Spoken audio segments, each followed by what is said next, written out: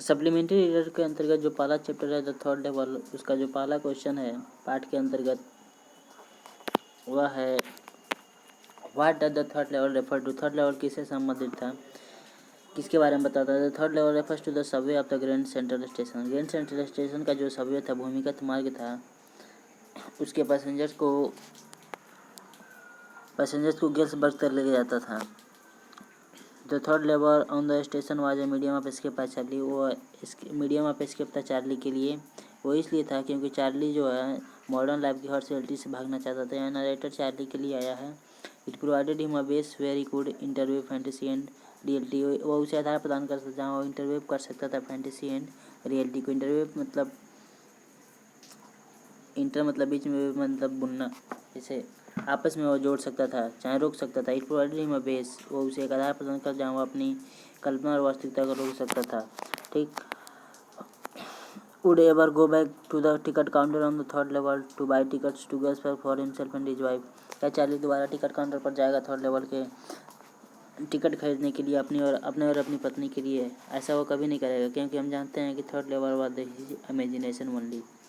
Due to NCERT के according यही बात कही गई है कि Charlie never go back to the ticket counter on the third level to buy tickets to Galesburg for himself and his wife because third level was his imagination. Reading with insight. Do you think that the third level was a medium of escape Charlie? Why? क्या आप ये सोचते हैं कि जो third level था वो medium of escape था चार्ली के लिए? अगर ऐसा था तो क्यों? या हम तो सोचते हैं। Yes, I think that the third level was a medium of escape for Charlie. Life in modern world is full of insecurity, fear, war, worries and stress. अगर मैं तेजी में पढ़ता जा रहा हूँ तो यहाँ समझ लिए कुछ समझने के लिए है नहीं, बस सब समझा गया है, तो इसलिए हम तेजी से पढ़ते जा रहे हैं। आपको बस इसे लिखना है। Man has to confront them all the times. क्या मुझे बताने की आवश्यकता पड़ रही है, तो मैं बता दे रहा हूँ ताकि आपको कोई दिक्कत ना हो। और यहाँ पर जो कन्फ्रंट शब्द आया है, वर्ड आया है, उसका मीनिंग होता है चैलेंज, टू चैलेंज समथिंग। तो हिंदी में इसका अर्थ होता है सामना, या इंग्लिश में इसको सिनोनिम लिखेंगे तो चैलेंज लिख देंगे। तो जितने भी हर्ष रियलिटीज हैं उन सब से मनुष्य का सामना होता रहता है। जो हर्ष रियलिटी लाइफ की जो हर्ष रियलिटीज हैं, वो जीवन को उदास, लिविंग मतलब जीवन, क्विट मने बिल्कुल, अनप्लीजेंट मने उदास, and it means sad, and even और अनबियरेबल असहनीय बना देती हैं। जो लाइफ की हर्ष रियलिटीज हैं वो जीवन को बिल्कुल ही उदास और असहनीय बना देती हैं। सो ही वांट्स टू एस्केप, इसलिए वह इन सभी चीज़ों से बचने के लिए अपनी इमेजिनेशन वाली दुनिया में जाना चाहता था, कामनापूर्ण दुनिया में। Charlie talks to his psychiatrist friend about the third level at the grand central station. Charlie ने अपने जो मनोचिकित्सक मित्र था उससे ग्रैंड सेंट्रल स्टेशन के बारे में बताया। हिज फ्रेंड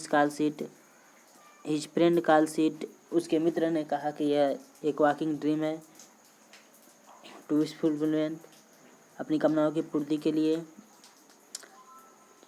वह फिर कहता है कि Charlie possesses N escapist tendency. वो कहता है कि चार्ली पोसेस मतलब रखता है, कंटेन करता है, एन एस्केपिस्ट माने बचने की प्रवृत्ति, टेंडेंसी मतलब होता है प्रवृत्ति, nature.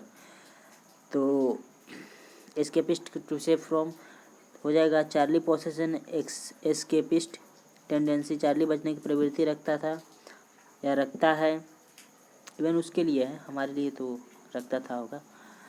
Even he stamp collecting is a temporary, और उसका जो स्टैम्प कलेक्टिंग है वो एक टेम्परेरी फ्यूज फ्रॉम रिफ्यूज मतलब होता है शेल्टर मतलब आश्रय, REFUGE, और एक होता है REFUSE, रिफ्यूज मतलब इनकार करना होता है।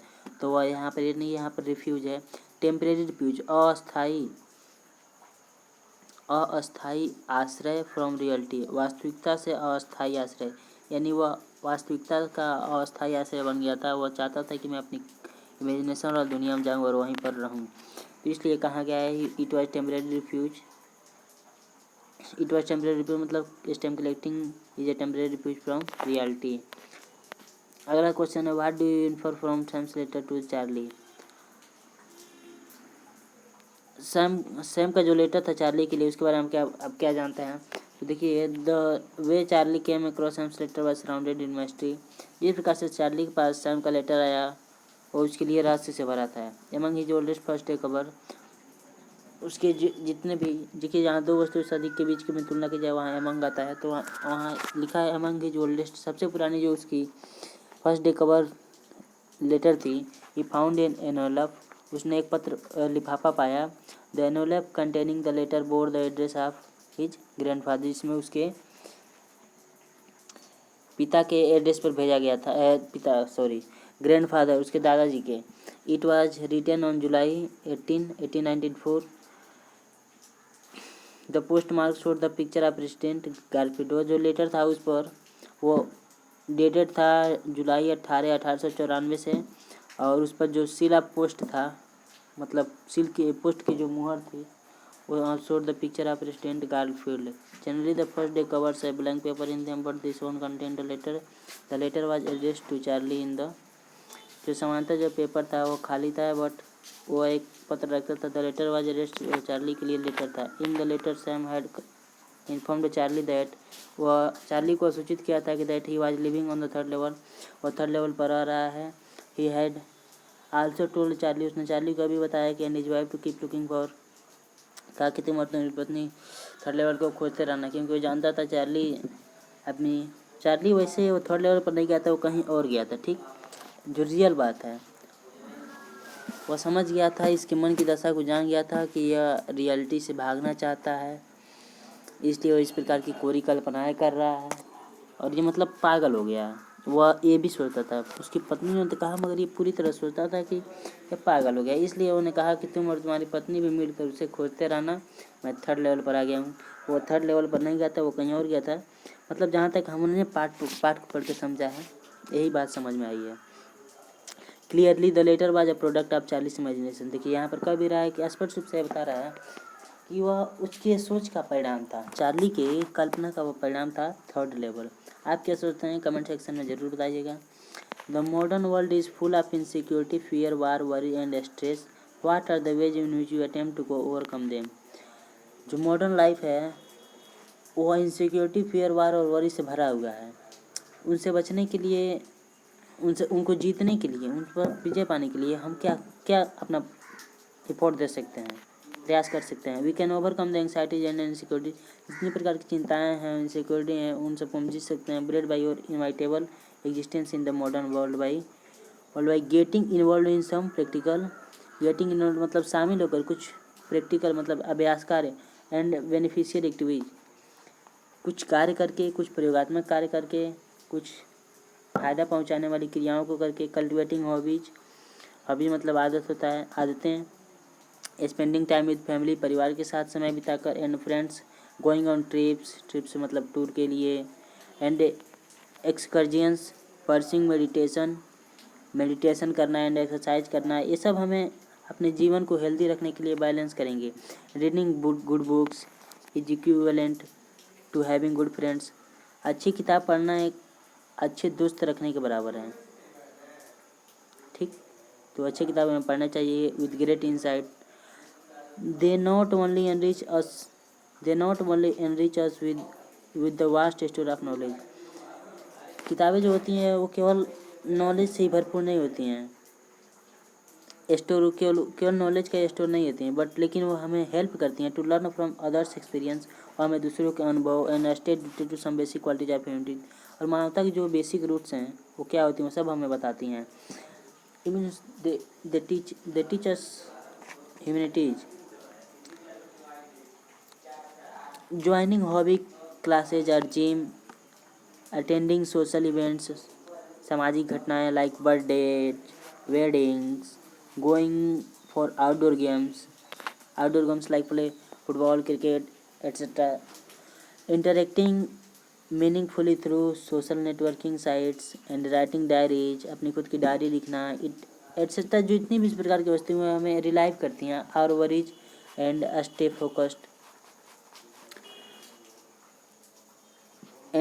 Focused and discipline in life.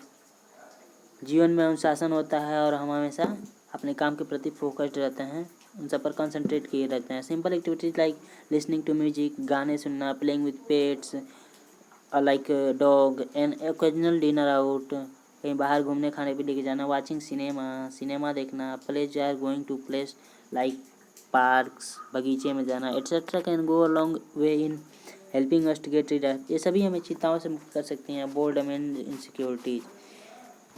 तो आगे हमारा जो क्वेश्चन है, do you see in intersection of the time and space in story. तो इसका आंसर होगा yes there are certain instances in the, instance मतलब एग्जाम्पल होता है, तो इंस्टेंस मतलब एग्जाम्पल होता है। इस स्टोरी में यहाँ पर कई निश्चित एग्जाम्पल है, जैसे सोन इंटरसेक्शन ऑफ क्या दिखाया गया है, टाइम एंड स्पेस, समय और स्थान के बारे में। Firstly the first 2 levels of grand central station were located in the present time, while जो उसमें बताया गया कि उस समय उपस्थित है वही समय भी हैं, जबकि the third level existed in 1819 के जो वर्ल्ड थे उस समय थर्ड लेवल का एग्जिस्टेंस था। सेकेंडली जो दूसरी बात है, Charlie and his wife Louisa, Charlie की पत्नी का नाम लुइसा था, live in the present time, अभी तक तो प्रेजेंट टाइम में थे। And it rushes to gold get old currency to buy tickets to go to the Galesburg of 1894।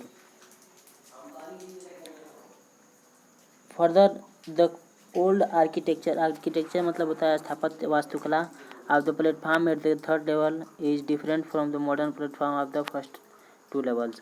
जो मॉडर्न प्लेटफॉर्म थे, फर्स्ट जो 2 लेवल थे, वह जो थर्ड लेवल था उसकी कल्पना के अनुसार वो जो फर्स्ट 2 लेवल थे वो मॉडर्न वे में थे, मॉडर्न प्लेटफॉर्म थे, और जो थर्ड लेवल था वो प्रिमिटिव था, उसकी जो वास्तुकला थी। बिसाइड्स, इसके अतिरिक्त अगर यहाँ पर बिसाइड्स है तो इसके अतिरिक्त अगर बी साइड यस केवल रिमूव कर दिया जाए तो बी साइड मतलब अलग हो जाता है।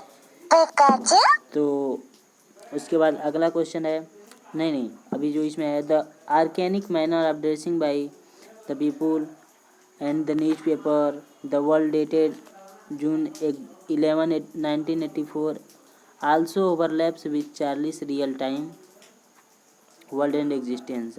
Lastly, the letter that was mailed to Charlie, जो अंत में जो लेटर बताया गया है कि जो चार्ली को भेजा गया था संदेश, grandfather on 18 July 1894 highlights the intersection of time, वह समय के बीच का जो अवधि है उसके बारे में बताता है, and space at the sender Charlie's friend Sam, उसमें जो सेंडर का जो नाम वो समझता है, चार्ली समझता है कि उस जो सेंडर था वह चार्ली का ही मित्र है, सैम है, एंड रिसीवर है जो चार्ली वो खुद है, वो अपने आप को उनसे जोड़ कर देखता है प्रेजेंट टाइम में।